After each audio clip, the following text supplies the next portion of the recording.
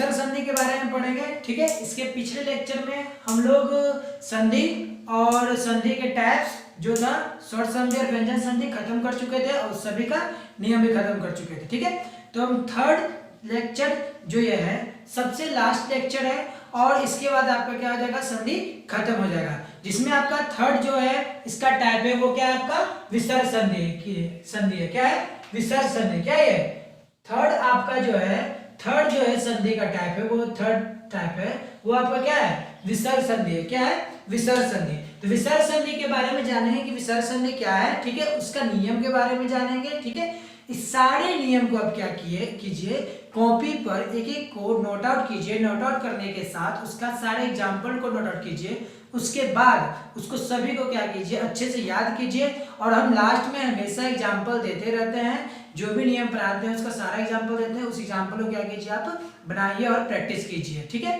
तो चलिए हम लोग स्टार्ट करते हैं विसर्ग संधि के। ठीक है, विसर्ग संधि किसे कहते हैं, तो बता रहा है क्या इसमें कि स्वर व्यंजन के मेल से विसर्ग में जो विकार होता है उसे हम लोग क्या बोलते हैं, विसर्ग संधि। कहने का मतलब है कि जो हम लोग पढ़ चुके हैं स्वर व्यंजन के बारे में, उन स्वर व्यंजनों के जो बारे में हम लोग पढ़ चुके हैं वो सारे नियम को क्या करेंगे, यहाँ पे हम लोग क्या करेंगे, फॉलो करेंगे। ठीक है, इसी में हम लोग फॉलो करेंगे, किसमें, विसर्ग संधि में।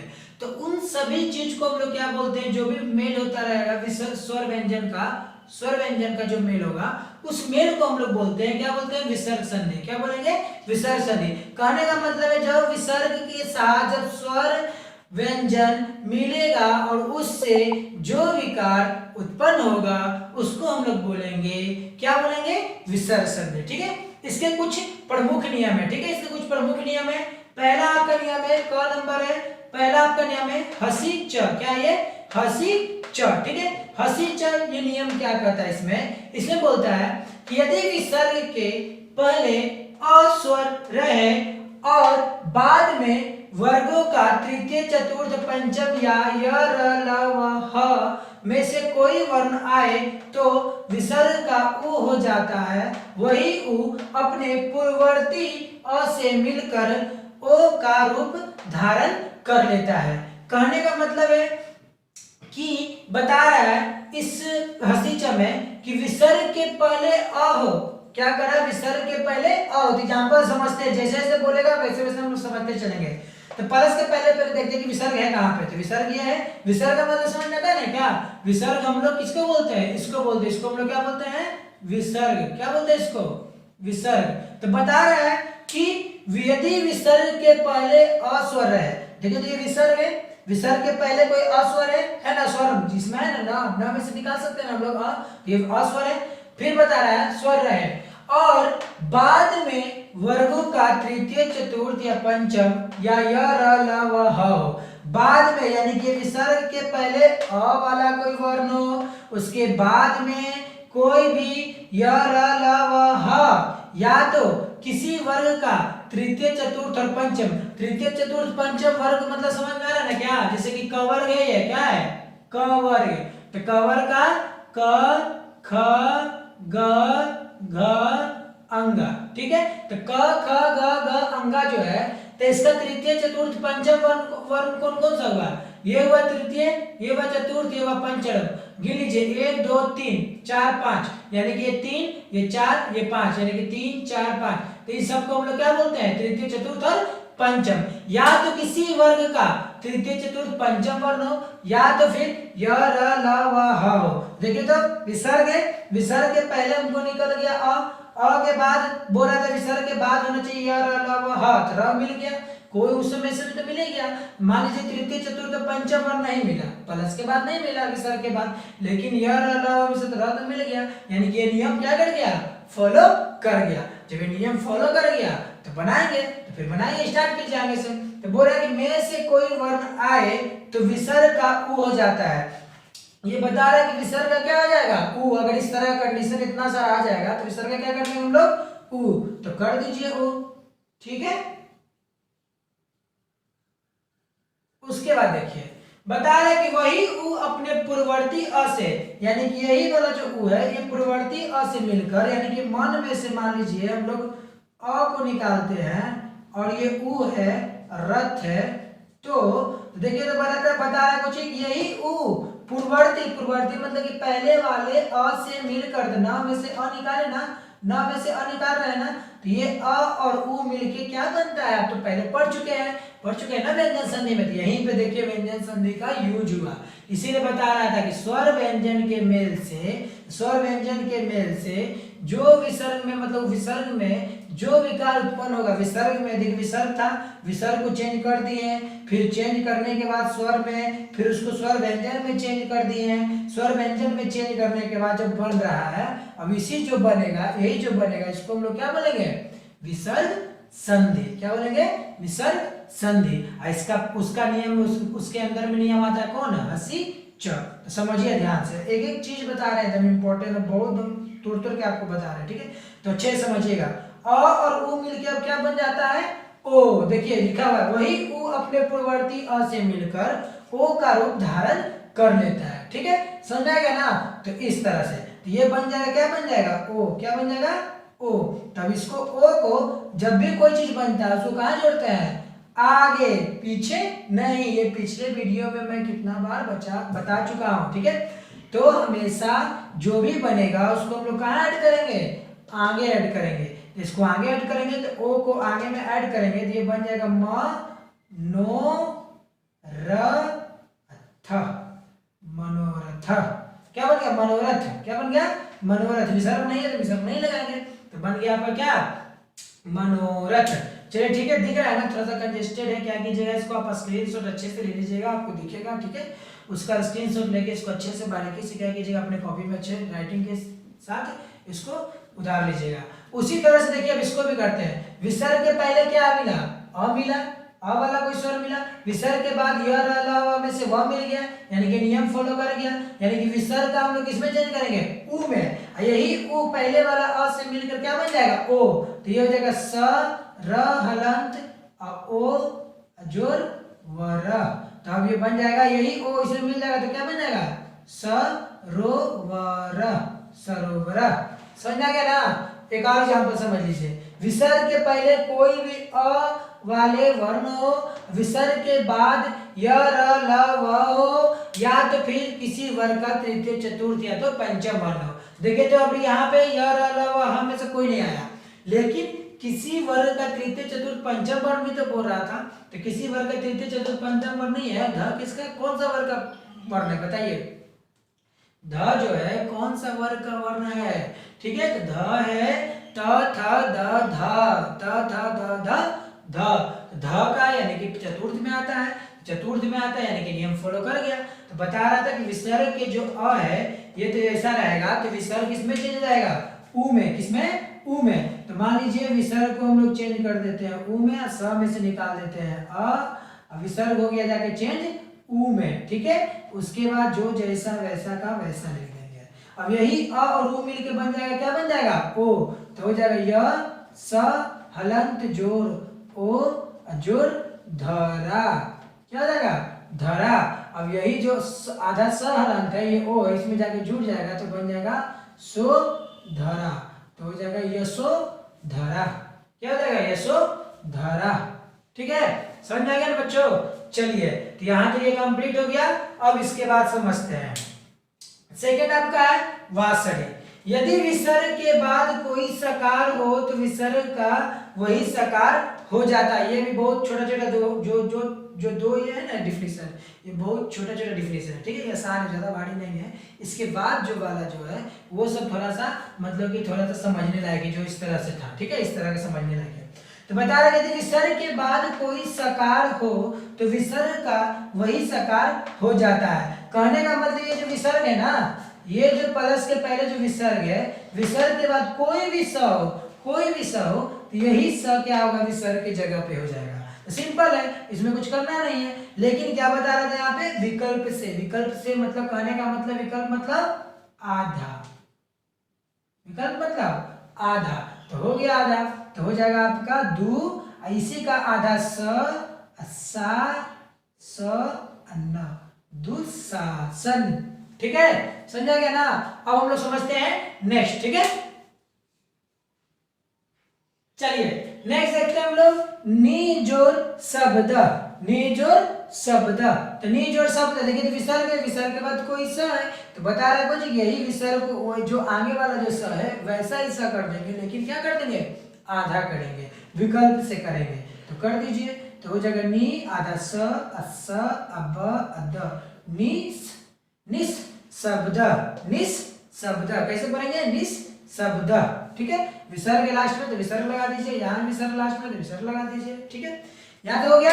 नेक्स्ट देखते हैं ग, जल्दी खत्म करते हैं, ठीक है। अभी हम लोग को प्रत्यय, समास, बहुत सारा चीज सीखना है। इसके बाद सीखने के बाद हम लोग लास्ट में क्या खत्म करेंगे, अनुवाद। अनुवाद खत्म करने के बाद हम लोग खत्म करेंगे क्या, लेटर, जो मंजूषा जिसको बोलते हैं, फिर एस्से हो गया जिसको, ठीक है, वो सब भी संस्कृत में सीखेंगे। वो सब आराम से जाएगा, जब आपको अनुवाद आ जाएगा तो आप आराम सीख सकते हैं और अच्छे नंबर से क्या कर सकते हैं, 10th में अच्छा नंबर ला सकते हैं संस्कृत में, ठीक है। आगे देखिए, समझिए आगे, विसर्जनीय स, विसर्जनीय स, इसमें क्या बता रहा है, यदि विसर्ग के बाद कोई त हो, कोई भी त हो, तो विसर्ग के स्थान पर स हलंत आ जाता है। सिंपल याद रखिए, विसर्ग है, प्लस के पहले विसर्ग है, विसर्ग के बाद कोई भी त हो, पूरा त हो या आधा त, कोई भी त हो, तो ये जो बता रहा है कि जो विसर्ग है इसकी जगह पे क्या आ जाएगा, आधा स। कौन सा स, डंडी स। ये बहुत आसान है, ठीक है, ये सब सीख लेते हैं। इटस तथा हो गया। फिर देखिए यहाँ विसर्ग है, ठीक है, विसर्ग के बाद फिर आ गया त, तो फिर से क्या करा, विसर्ग की जगह पे क्या कर देने के लिए, आधा त, तो इतस, ये हो जाएगा ततस्ते, क्या जाएगा, ततस्ते, ततसते, ततसते, ततसते नहीं पढ़ेंगे, ततस्ते, ततस्ते, और इसको पढ़ते हैं ना, और जैसे स्कूल को कैसे पढ़ते हैं, स्कूल, ठीक है, उसी तरह से, ठीक है। इसको पढ़ेंगे हम लोग ततस्ते, इसको पढ़ेंगे इतस्तते, इतस्तता, इतस्तता, ठीक है। चलिए याद हो गया। अब हम लोग नेक्स्ट जानेंगे इसके अव्यय नियम है, उसके बारे में जानते हैं, ठीक है। चलिए बच्चों, तो आगे हम लोग जानते हैं नेक्स्ट आपका नियम है रोरी। क्या है ये, रोरी। इसमें बता रहा है आपको, यदि विसर्ग के बाद र हलंत आए तो विसर्ग का पहला वाला हरस स्वर दीर्घ हो जाता है तथा विसर्ग का लोप हो जाता है।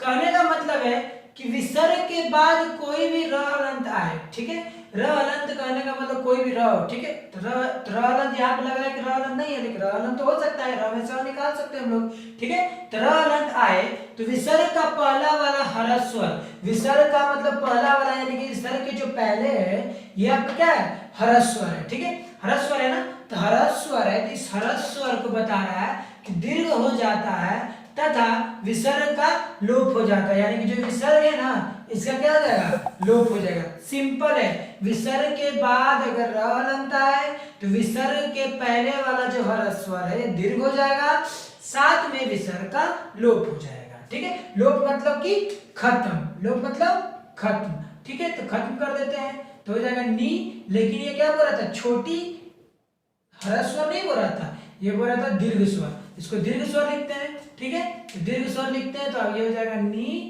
र व, नीरव, ठीक है। उसी तरह से इसका भी हो जाएगा नी रो ग, निरोग।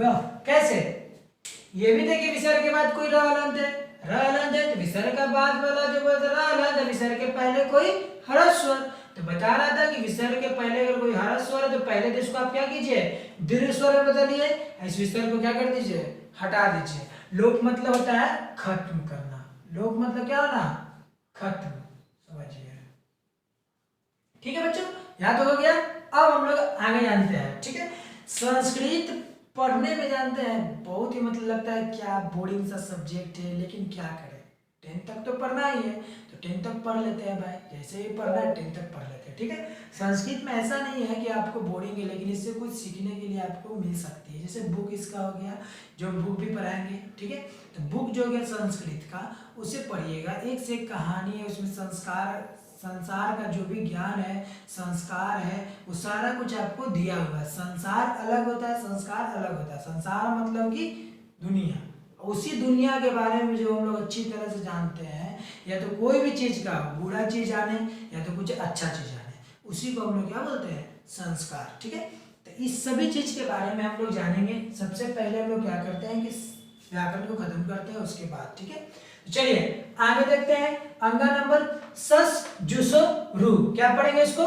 सस जुसो रू। क्या पढ़ेंगे? रूह, विसर्ग है ना, तो इसको अ पढ़ते हैं रूह हो जाता है, ठीक है। इसके बारे में जानते हैं, यदि विसर्ग के पहले अ या आ को छोड़कर कोई स्वर रहे तथा बाद में कोई स्वर हो। कहने का मतलब है यदि विसर्ग के पहले पढ़ते चलिए, पढ़ते चलते हैं, यहाँ एग्जाम्पल देखते चलते हैं, मिलाते चलते हैं। ये जो एग्जाम्पल है इस पे फॉलो कर रहा है कि नहीं। अगर ये फॉलो कर रहा है तो इसी फॉलो पे क्या करेंगे, आगे बना भी देंगे इसको, ठीक है। तो पढ़ते चलते हैं, यदि विसर्ग के पहले अ या आ को छोड़कर, ये विसर्ग है, विसर्ग के पहले मतलब क्या है, यहाँ ये बोल रहा है कि अ या आ को छोड़कर, तो अ या आ को छोड़कर यानी कि आ नहीं है, काम खत्म हो गया।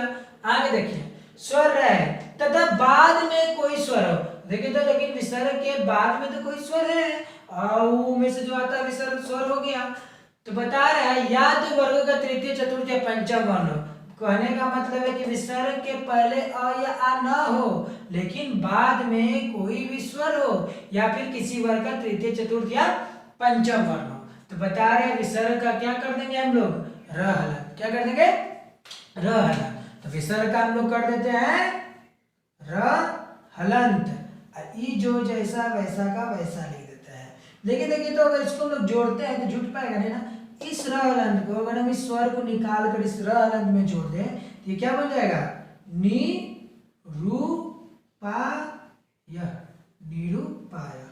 ठीक है, समझ में आ गया? नहीं समझ में आया फिर समझाते हैं। विसर्ग के पहले कोई भी क्या हो, अ या आ न हो लेकिन उसके बाद कोई भी स्वर हो या तो कोई तृतीय चतुर्थ या पंचम वर्ण हो किसी वर्ग का, तो इस विसर्ग को हम लोग र हलंत में चेंज कर देंगे। जब र हलंत में चेंज कर देंगे बस इसको फिर कोई छेड़छाड़ नहीं करना। लेकिन देख रहे हैं कि यहाँ पे र हलंत जो है उनके साथ जुड़कर रूप बन सकता है तो जोड़ देंगे, बना देंगे। बाकी जो अगर नहीं बनेगा तो वहां नहीं बनाएंगे। जैसे देखिए ये एग्जाम्पल है, विसर्ग के पहले कोई आ या आ नहीं है लेकिन विसर्ग के बाद कोई क्या है, किसी वर्ग का तृतीय चतुर्थ पंचम वर्ण में से कोई तृतीय चतुर्थ पंचम वर्ण मिल गया तो इसको हम लोग बना देते हैं नी र हलंत जोड़ झड़। ठीक है, अब देखिए तो यहाँ पे कोई स्वर वर्ण तो है नहीं जो इसके साथ जोड़कर रा री रू रे कुछ भी बना सकते हैं। इसको क्या करेंगे, आधा र है तो आधा र ही लिखेंगे, तो आधा र लिख देते हैं, नी झ के ऊपर लग जाएगा रेफ इस तरह से। अब ये जो लास्ट वाला जो र है र तो हो जाएगा निर्झरा, निर्झरा, निर्झर। ठीक है, आगे देखिए नेक्स्ट आपका है अतोरोर। क्या पढ़ेंगे इसको, देखिए कैसे पढ़ते हैं, अतोरोर पलूता द पलूते, अतोरोर पलूता द पलूते। ठीक है, इस तरह से पढ़ते हैं। यदि विसर्ग के आगे पीछे अ आए तो विसर्ग एवं प्रथम अ को मिलाकर ओ हो जाता है। कहने का मतलब यदि विसर्ग के आगे पीछे, तो पहले देख लेते हैं मिलाते हैं एग्जांपल के साथ। विसर्ग के आगे पीछे अ आए तो देखिए तो अ आए ना, इसके आगे भी आए, सॉरी इसके आगे भी आए इसके पीछे भी आए, वह में से अ निकाल लेंगे। आए तो विसर्ग एवं प्रथम अ को मिलाकर ओ हो जाता है, यानी विसर्ग जो प्रथम अ यानी कि ये वाला है मिलाकर हो जाएगा, क्या हो जाएगा, ओ। देख समझिए ध्यान, इसको डिटेल से समझाते हैं। सी व हलंत जो इसमें से निकला अ, ये विसर्ग, इसके बाद है अ, इसके बाद है चलिए।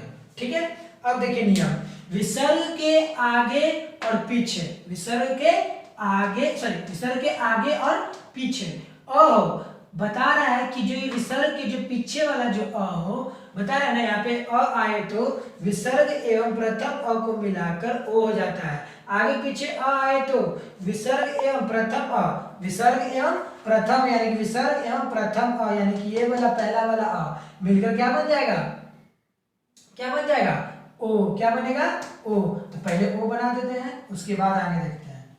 सी व हलंत जोड़ ओ जोड़ अ जोड़ चर्या। ठीक है, यहां तक हो गया।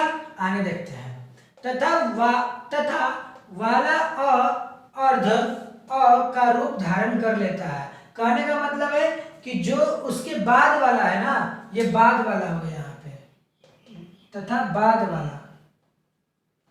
वाला अर्ध अ का रूप धारण कर लेता है। बाद वाला अ अर्ध अ का रूप धारण कर लेता है, मतलब कहने का मतलब जो ये वाला अ हो गया बाद का ये कैसा बन जाएगा, आधा अ में। तो इसको आधा अ में बनाएंगे तो हो जाएगा पहले सी व, लेकिन ये देखिए तो वह हलंत है, ये ओ है, तो इसको डायरेक्ट जोड़ देते हैं तो हो जाएगा वो। ये आधा अ बन जाएगा तो आधा अ, बाकी जो जैसा वैसा का वैसा। ठीक है, ये बन गया आपका शिवो आचार्य। इसको पे सर नहीं, इसका सर नहीं बांधेंगे, ठीक है, अ के ऊपर सर नहीं बांधते संस्कृत में। तो हो गया आपका शिवो आचार्य, शिवो आचार्य। फिर समझिए, अच्छा समझिए, ध्यान से, याद हो गया, हमको भी याद हो गया, आपको भी याद हो गया अगर ध्यान सुने होंगे तो।